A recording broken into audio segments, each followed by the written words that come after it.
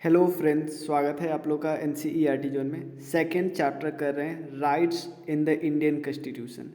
Rights यानी अधिकार जो हमारे संविधान में दिए गए। अधिकार किसको मिला है ये पहले समझना। अधिकार आम आदमी को मिला है, किसके खिलाफ? स्टेट के खिलाफ। तो सबसे पहले इसमें ये समझना होगा स्टेट क्या होता है, स्टेट का डेफिनीशन क्या होता है और जो अधिकार मिले हैं आम आदमी को, क्योंकि आम आदमी को अगर अधिकार नहीं मिलेंगे तो आम आदमी अपने आप को प्रोटेक्ट कैसे कर पाएगा, तब तो कुछ कर ही नहीं पाएगा। इसलिए बहुत सारे अधिकार आम आदमी को मिले रहते हैं। तो इस वीडियो में हम डिस्कस करेंगे राइट कितने प्रकार के होते हैं, फंडामेंटल राइट क्या होता है, स्टेट राइट क्या होता है। उसके अलावा इस वीडियो में हम डिस्कस करेंगे भाई अगर राइट का उल्लंघन हो गया तो क्या किया जाएगा। राइट अगर हमारे अधिकार का ही उल्लंघन हो गया तो होगा क्या।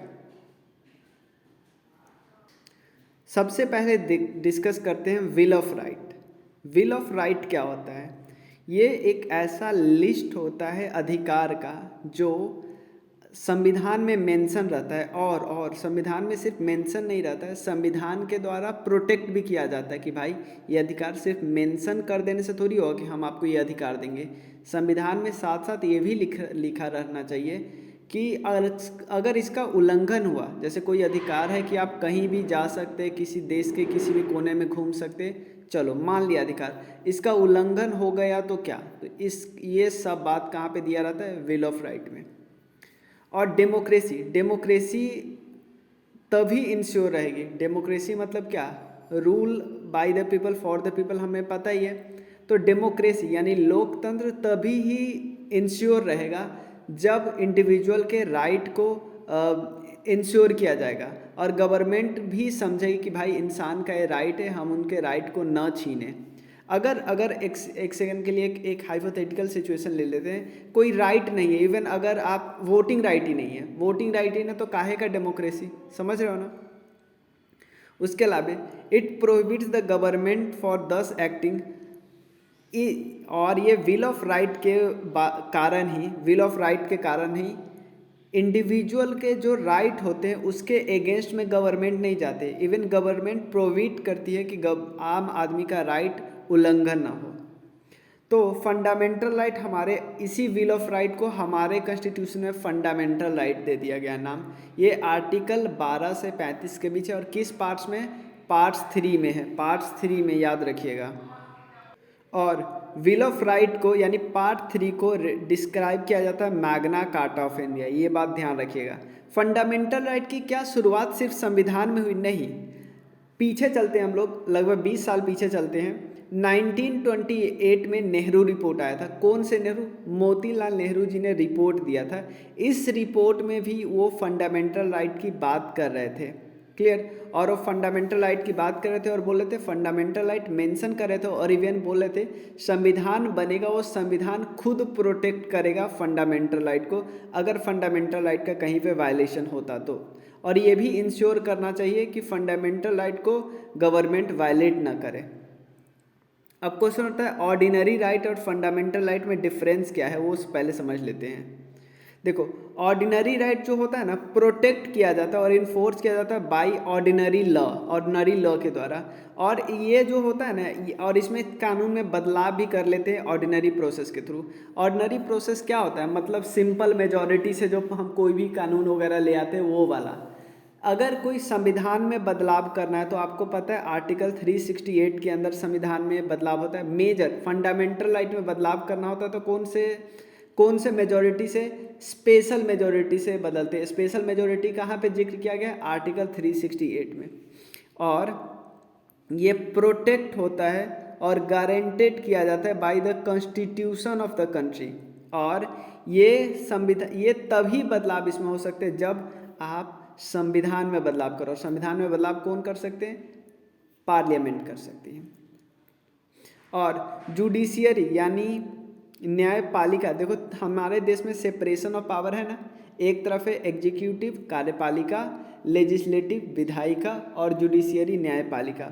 तो जुडिशियरी के पास पावर और रिस्पॉन्सिबिलिटी होता है, पावर भी होता है और उसके पास रिस्पॉन्सिबिलिटी होता है, दायित्व भी होता है कि जो मौलिक अधिकार है उसको प्रोटेक्ट करे, मौलिक अधिकार को प्रोटेक्ट करे। और मौलिक अधिकार वायलेट ना हो गवर्नमेंट के किसी एक्शन के द्वारा। गवर्नमेंट कौन से गवर्नमेंट, एग्जीक्यूटिव भी वायलेट कर सकती है, जो भी मंत्री वगैरह लोग हैं उसके कानून से भी, और लेजिस्लेटिव एक्शन के कारण भी वायलेट होता है। अगर कोई कानून बनाया गया, मान लेते हैं कोई कानून बनाया गया लेजिस्लेटर के द्वारा, अगर वो कानून फंडामेंटल राइट का वायलेट कर रहा है तो उस कानून को नल एंड वॉइड करार दिया जाएगा कि उस कानून को न्यायपालिका अनकॉन्स्टिट्यूशनल करार दे सकते हैं। क्यों अनकॉन्स्टिट्यूशनल? क्योंकि उसने फंडामेंटल राइट का वायलेट किया है। फंडामेंटल राइट कितने पार्ट में बांटा गया? टोटल आर्टिकल देखें तो आर्टिकल है 12 से 35 तक, लेकिन जो 12 और 13 आर्टिकल है, 12 आर्टिकल है, जब हम फंडामेंटल राइट पढ़ेंगे तो बहुत बार स्टेट का यूज करेंगे कि स्टेट के किसी कानून के कारण अगर कोई फंडामेंटल राइट का वायलेशन होता है तो क्या होगा। तो स्टेट, अब क्वेश्चन होता है स्टेट क्या है, और बार बार जो लॉ बोल रहे हैं, लॉ कानून, तो उस लॉ का मतलब क्या है, कौन से वाले कानून? क्या सिर्फ पार्लियामेंट और स्टेट लेजिस्लेटिव के द्वारा बनाया जाता है वो कानून, या और भी कोई कानून, या ऑर्डिनेंस जो पास करते हैं प्रेसिडेंट साहब और गवर्नर साहब, वो भी कानून के अंदर आएगा। तो ये सब हम 13वें आर्टिकल में डिस्कस करेंगे। तो जो है पहले है राइट टू इक्वालिटी, मतलब समानता का अधिकार। ये आर्टिकल 14 से लेकर 18 के बीच में दिया है, 14, 15, 16, 17, 18 में। फिर राइट टू फ्रीडम यानी आज़ादी, ये आर्टिकल देखो, राइट टू फ्रीडम वाला जो है,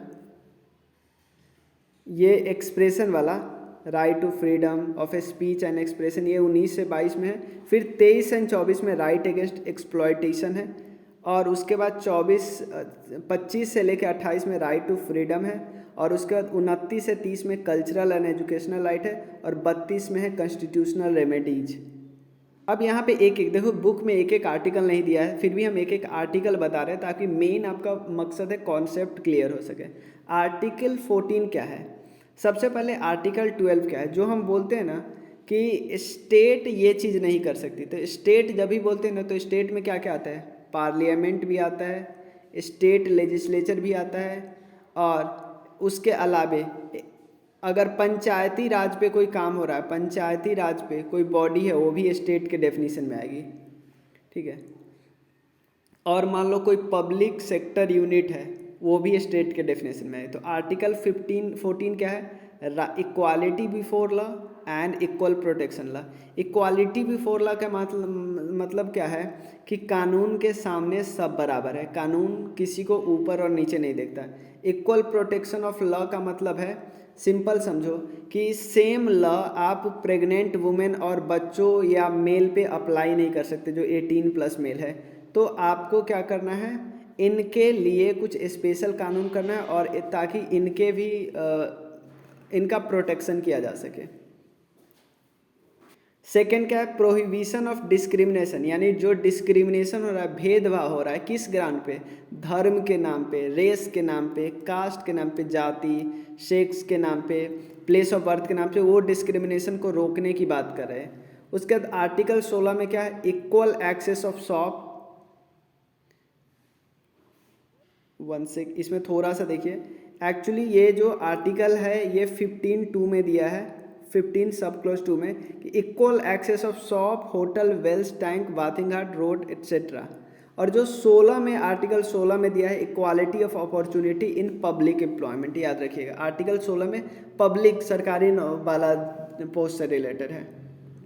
17 में क्या है? एबोलिशन ऑफ अनटचेबिलिटी, अनटचेबिलिटी जो होता है उसको एबोलिश करने की बात करिए। 18 क्या है? एबोलिशन ऑफ टाइटल्स जो मिलते हैं, एक्सेप्ट जो टाइटल होते हैं एजुकेशन में मिलते हैं वो, और मिलिट्री वाला टाइटल को छोड़ के। उसके बाद आर्टिकल 19 से 22 की बात करते हैं। 19 में क्या है? ये फ्रीडम देता है सिटीजन को। पहला क्या है? Freedom of speech and expression, freedom of assemble peacefully, peaceful assemble कर सकते हैं, एसोसिएशन बना सकते हैं, यूनियन बना सकते हैं, पूरे देश में घूम सकते हैं, किसी भी जगह रह सकते हैं, कोई भी प्रोफेशन फॉलो कर सकते हैं, कोई भी ऑक्यूपेशन कर सकते हैं, कोई भी ट्रेड बिजनेस। इन सब में आपको पता है, इन सब में हम वो भी है, लिमिटेशन भी है सब में, लेकिन इस क्लास में हमें डिस्कस नहीं करना है। आर्टिकल 20 में क्या है, protection in respect to conviction, कि आदमी कोई कन्विक्ट हो रहा है तो उसके रेस्पेक्ट में क्या क्या उसको प्रोटेक्शन मिल सकती है, मतलब अगर कोई गिरफ्तार होता है उसको क्या क्या प्रोटेक्शन मिल सकती है। आर्टिकल 21 में क्या है, लाइफ और पर्सनल लिबर्टी देते हैं, इसमें सिटीजन को भी देते हैं और नॉन सिटीजन को भी देते हैं, ये भी बात याद रखिएगा। उसके अलावा आर्टिकल 20 और 21 क्या है, ये तभी भी फोर्स में रहेगा जब इमरजेंसी रहेगी। देखो जैसे ही इमरजेंसी आएगा 19 अपने आप भाग जाएगा, और बाकी जो आर्टिकल है उसको प्रेसिडेंट साहब अपने रिजोल्यूशन से हटा सकते हैं, लेकिन 20 और 21 तब भी फोर्स में रहेगा, ये ध्यान रखिएगा। आर्टिकल 21A क्या है, right to education from 6 to 14 year, ये फंडामेंटल राइट बना दिया गया कब, 86 कॉन्स्टिट्यूशनल अमेंडमेंट 2002 में। उसके बाद आर्टिकल 22 क्या है, protection against arrest and detention, इसमें दो डिटेंशन है, एक प्रिवेंटिव और एक प्यूनिटिव डिटेंशन है। राइट अगेंस्ट एक्सप्लॉइटेशन की बात करते हैं, इसमें सबसे पहले क्या आर्टिकल 23 में है कि ट्रैफिकिंग नहीं होना चाहिए ह्यूमन बीइंग का, और फोर्स लेबर नहीं होना चाहिए, और उससे प्रोहिबिशन की बात करते हैं, मतलब उससे रोकना है।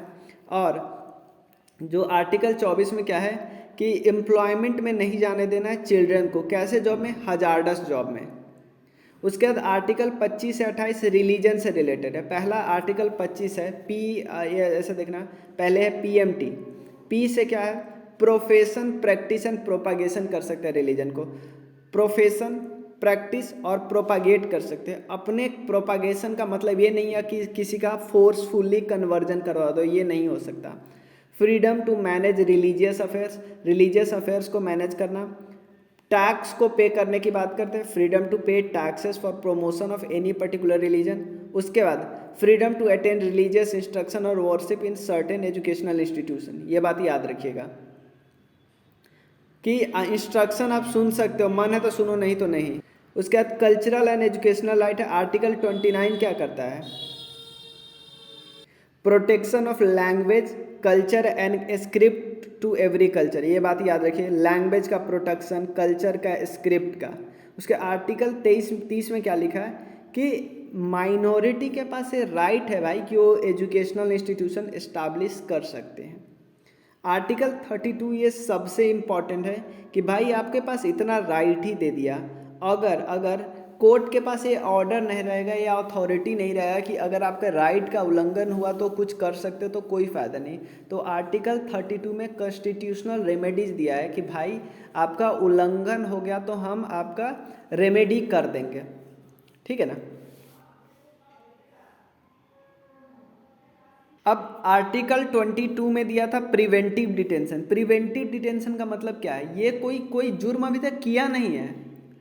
अगर मान लो इसका एग्जांपल लेते हैं कि आपके एरिया में चुनाव होने वाला है और आपको पता है, सरकार को पता है कि ये आदमी अगर बाहर रहेगा ना तो ये क्या करेगा, चुनाव में धांधली करवा सकता है। जैसे पहले नहीं बूथ कैप्चरिंग वगैरह हो जाता है, तो अगर सरकार को लगे कि ये आदमी ऐसा काम करवा सकता है तो इसको पहले ही आप जेल में रख दो, ठीक है ना।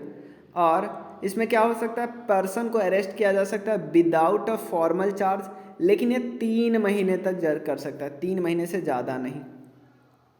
It means that if a government feels that a person can be threat to law and order or peace and security of nation, it can be detained or arrest any person, ठीक है ना।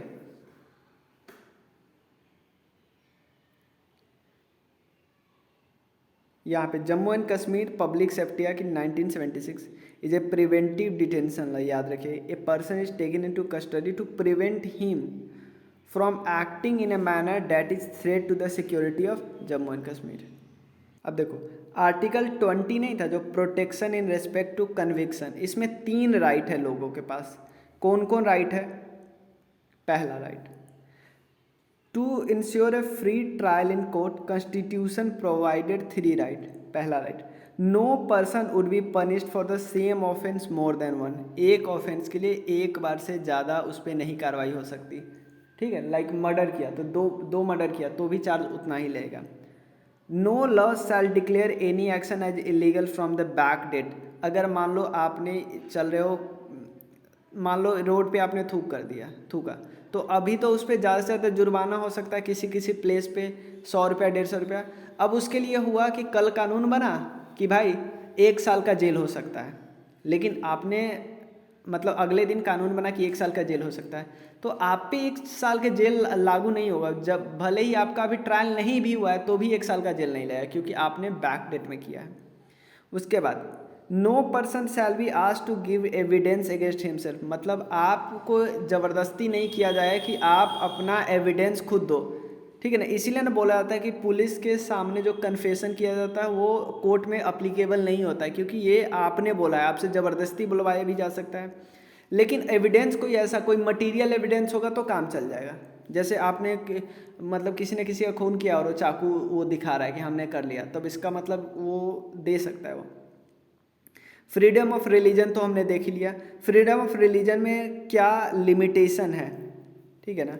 तो government क्या कर सकता है, freedom of religion पे restriction लगा सकता है। किस किस ग्राउंड पे, याद रखिए, पब्लिक ऑर्डर, मोरालिटी और हेल्थ के ग्राउंड पे। इसलिए ये अल्टीमेट राइट नहीं है।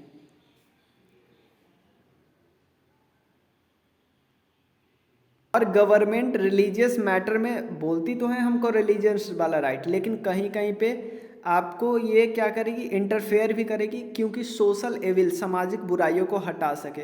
लाइक फोर्स कन्वर्जन हो रहा है किसी कम्युनिटी का, तो वो नहीं होने देंगे।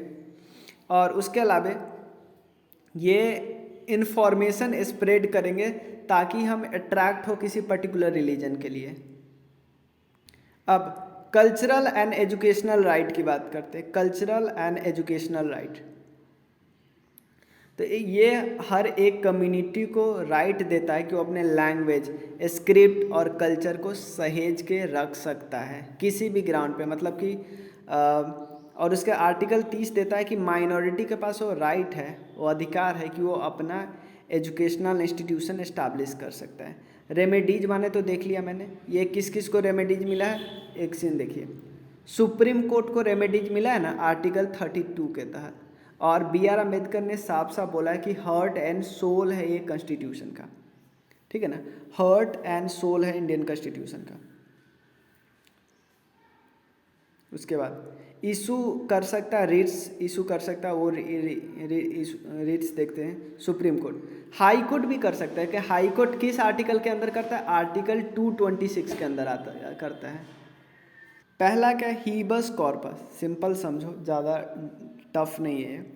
अगर कोई आदमी को किसी पुलिस ने अरेस्ट कर लिया, तो इस आदमी का कोई इंसान, आदमी का कोई रिलेटिव सुप्रीम कोर्ट गया और बोल सकता है कि सर मेरे आदमी को अरेस्ट किया है बिना किसी मतलब के, तो सुप्रीम कोर्ट इस पुलिस को डायरेक्शन दे सकती है कि आप इसको लेके कोर्ट में आओ। और फिर अगर सुप्रीम कोर्ट देखेगा कि इसको गलत तरीके से अरेस्ट किया तो इसको छोड़ना होगा उसी वक्त, नहीं तो पुलिस अपना दलील देगा कि हमने इसको इसलिए पकड़ा, ये पर्टिकुलर ये सब बोल सकता है। उसके बाद आप समझिए मैंडमस। मैंडमस का मतलब होता है कमांड देना, कि भाई हायर कोर्ट इंफीरियर कोर्ट को बोलेगी, ऑर्डर देगी कि भाई अपना ड्यूटी तो करो, कमांड देना, याद सकना, मैंडमस कमांड। प्रोहिबिशन का मतलब नाम से पता है रोकना, कि भाई एक कोर्ट अपने सबऑर्डिनेट कोर्ट को बोल सकती है भाई ये नहीं करो, ये लॉ हमको प्रोहिबिट करता है, तुमको लॉ ये प्रोहिबिट करता है, ये काम नहीं करो, यानी रोकना।